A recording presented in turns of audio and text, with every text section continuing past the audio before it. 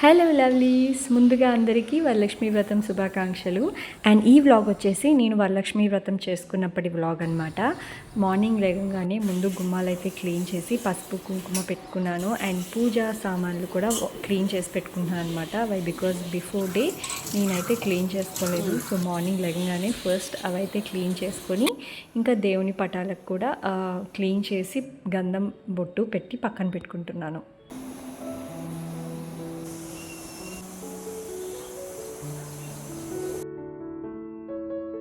And ఒక side నుంచి మా హస్బెండ్ అయితే గుమ్మాలకి దండ ఇంకా మామిడాకులు పెట్టి డెకరేట్ అయితే చేస్తున్నారు. అండ్ మా అమ్మ అయితే కిడ్స్ని ఫ్రెషన్ అప్ చేసి కొంచెం వాళ్ళని రెడీ చేయడంలో, ఇల్లు క్లీన్ చేయడంలో హెల్ప్ చేస్తుంది. నేను ఇప్పుడు ఇక్కడ డెకరేషన్ అయితే స్టార్ట్ చేశాను.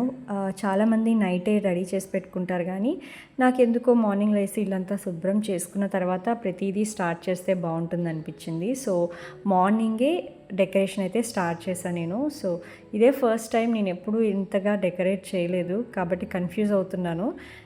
కానీ పర్వాలేదు, బాగానే చేశాను అనుకుంటున్నాను. ఫైనల్ అవుట్పుట్ చూసి ఎలా వచ్చింది అనేది మీరు కూడా నాకు సజెస్ట్ చేయండి. అండ్ ఈ శారీ డ్రేపింగ్ కూడా ఇదే నాకు ఫస్ట్ టైం. చాలా బాగానే వచ్చింది అని అనుకుంటున్నాను. మీరు కూడా చూసి ఎలా వచ్చిందో నాకు చెప్పండి. అండ్ ఫైనల్లీ త్వరగా అయితే రెడీ చేసి నేను కూడా రెడీ అయ్యి వచ్చి పూజ అయితే స్టార్ట్ చేసేసాను. అండ్ ఇక్కడ నేను ప్రిపేర్ చేసిన ప్రసాదాలన్నీ ఒక అరటాకులో అయితే పెట్టి సమర్పించాను అనమాట. బూరెలు, గారెలు, పులిహోర, శనగలు, వడపప్పు, దద్దోజనం ఇవైతే తయారు చేశాను మార్నింగే.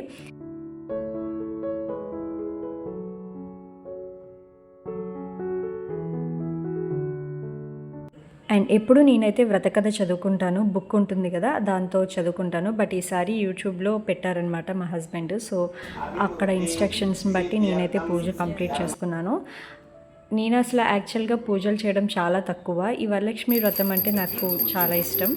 అది హస్బెండ్స్ కోసం పర్టికులర్గా చేస్తారు కాబట్టి నాకు ఆ పూజ ఒకటి చేయాలి అంటే చాలా ఇష్టం అనమాట.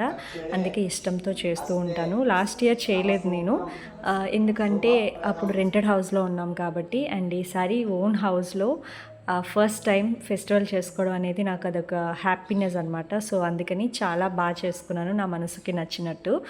This is so special. And తర్వాత ఇంటికి ముత్తైదువులను అయితే పిలిచాను. వాళ్ళందరికీ పసుపు, కుంకుమ, గంధం ఇంకా తాంబూలం ఇచ్చి ఆశీర్వాదం అయితే తీసుకున్నాను.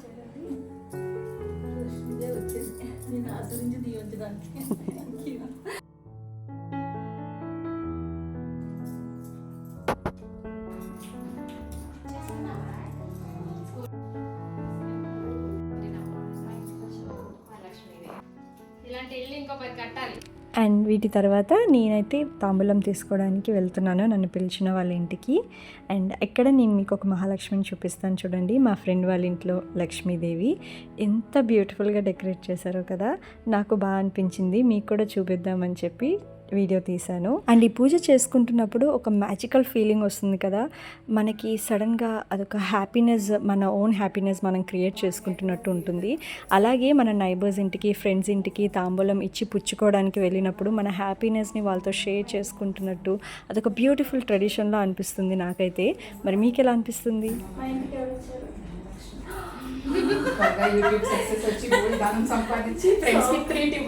సో ఇలా తాంబూలాలు ఇచ్చి అందరింటికి వెళ్ళి తాంబూలాలు తీసుకునేసరికి ఈవినింగ్ అయితే అయిపోయింది. ఈవినింగ్ హారతి ఇచ్చిన తర్వాత నా వరలక్ష్మి వ్రతం రోజైతే ఇలా గడిచింది.